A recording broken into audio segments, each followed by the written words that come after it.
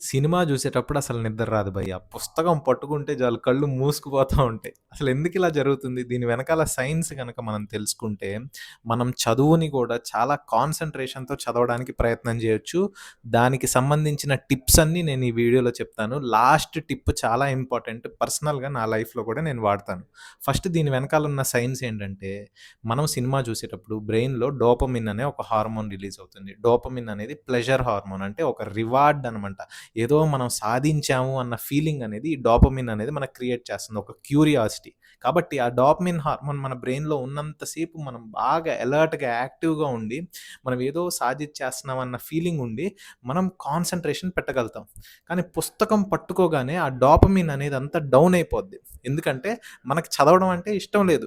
So, ఆ చదివేదాన్ని మనం యాక్టివ్‌గా చేస్తే గనక, మనము ఆ డోపమిన్‌ని పెంచుకొని చదివేటప్పుడు గూడా మనం అంతే ఎక్సైట్‌మెంట్‌తో చదవడానికి ప్రయత్నం చేయొచ్చు. సో, దానికి సంబంధించిన 10 టిప్స్ 10 గాదు ఎన్నున్నాయో మరి లెక్క పెట్టలేదు. ఈ టిప్స్ చాలా ఇంపార్టెంట్. లాస్ట్ టిప్ పర్సనల్‌గా నా లైఫ్‌లో నేను వాడతానండి. Really it's very help. First tip ఏంటంటే, మీరు చదవాల్సిన టాపిక్స్‌లో ఫస్ట్ ఈజీ టాపిక్ స్టార్ట్ జేయండి. ఎందుకంటే, కష్టమైన టాపిక్ స్టార్ట్ చేయగానే చిరాకొచ్చేస్తది.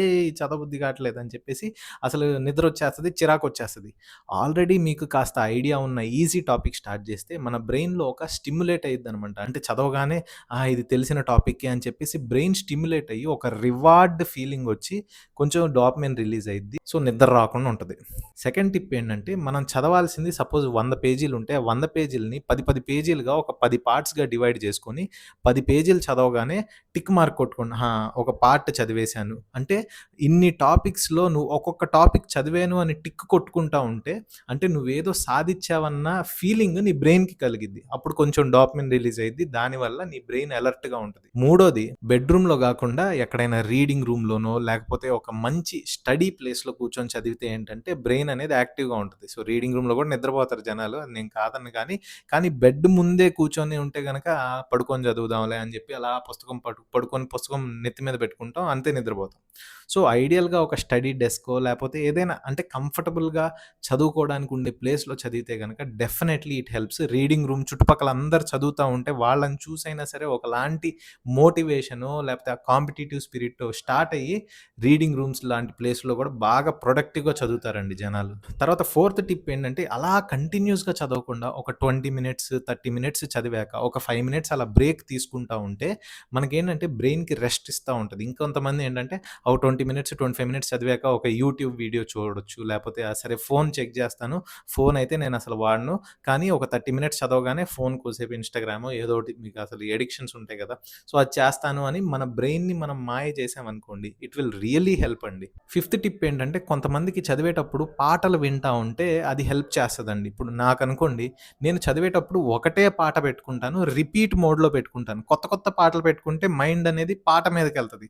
అలా గాకుండా తెలిసిన పాటే బ్రెయిన్‌లో అలా ప్లే అవుతా ఉంటే గనక చదివేటప్పుడు పక్కన నుంచి డీవియేషన్స్ ఏమి లేకుండా, సౌండ్స్ ఏమి డిస్టర్బెన్స్ లేకుండా ఒకటే పాట మనకేంటంటే సాఫ్ట్ మ్యూజిక్ లేపోతే మంచి బీట్ ఉన్న మ్యూజిక్ గూడా కొంతమంది వింటా ఉంటారు. అంటే బీట్ వస్తే డిగ్ డిగ్ డిగ్ అంటా ఉంటే బ్రెయిన్ స్టిమ్యులేట్ అయితే కూడా చదువుకుంటారనమాట. So, music also helps in some people. తర్వాత ఎక్సర్‌సైజ్ అండి. సో, కొంతమంది ఏంటంటే చదివే ముందు ఒక 10, 20 మినిట్స్ కాస్త వార్మప్ అయితే, కాస్త వాకింగో లేపోతే హెవీ వెయిట్స్ లిఫ్ట్ చేయడమో ఏదో ఒకటి చిన్న ఎక్సర్‌సైజ్ చేస్తే గనక ఖచ్చితంగా మన డోపమిన్ అనేది కొంచెం ప్రొడ్యూస్ అయ్యి, ఆ చదివేదేదో కాస్త యాక్టివ్‌గా చదవచ్చు. అండ్ లాస్ట్ టిప్ నేను నా పర్సనల్‌గా నా లైఫ్‌లో వాడే టిప్ అండి. నేను చదివేటప్పుడు ఎప్పుడైనా సరే, నేను ఒక పర్సన్‌కి ఎక్స్‌ప్లెయిన్ చేస్తున్నట్టుగా నేను చదువుతాననమాట. ఏదంటే ర్యాండమ్‌గా ఉన్నదంతా ఏదో న్యూస్ పేపర్ చదివినట్టు చదవటం కాకుండా, నేను ఒక పర్సన్‌కి ఎక్స్‌ప్లెయిన్ చేస్తున్నట్టు సపోజ్ ఈసీజీ చదువుతున్నాను. సో, ఈసీజీలో ఈ వేవ్ ఇదనమాట. ఈ వేవ్ వస్తే ఈ ప్రాబ్లమ్ అని చెప్పేసి నేను పక్కన ఎవరు ఉండరు. కానీ నేను వేరే వాళ్ళకి ఎక్స్‌ప్లెయిన్ చేస్తున్నట్టు చదువుతా ఉంటే, మన బ్రెయిన్ అనేది యాక్టివ్‌గా ఉంటదనమాట. సో, నిద్ర రాకుండా. So, it will really help అండి. నా పర్సనల్ లైఫ్‌లో నేను చెప్పాను గదా! నా ఆడియో వాయిస్ నేను రికార్డ్ చేసుకొని నేను చదివేవాడిననమాట. అంటే నేను వేరే వాళ్ళకి ఎక్స్‌ప్లెయిన్ చేస్తున్నట్టు నా వాయిస్ రికార్డ్ చేసుకొని, తర్వాత నేను ఖాళీ టైమ్‌లో ఉన్నప్పుడు ఆ వాయిస్ వింటా ఉంటే, నేనే నాకు ఎక్స్‌ప్లెయిన్ చేసుకుంటున్నట్టు నా బ్రెయిన్‌లో ఉండి, రివిజన్ టైమ్‌లో చాలా హెల్ప్ అవుతుందండి. So, these are some of the few tips. So, ఈ డోపమిన్ అనే హార్మోన్ చాలా డేంజరస్ హార్మోన్. ఈ డోపమిన్ అనేది పెరుగుతా ఉందనుకోండి మంచిదే.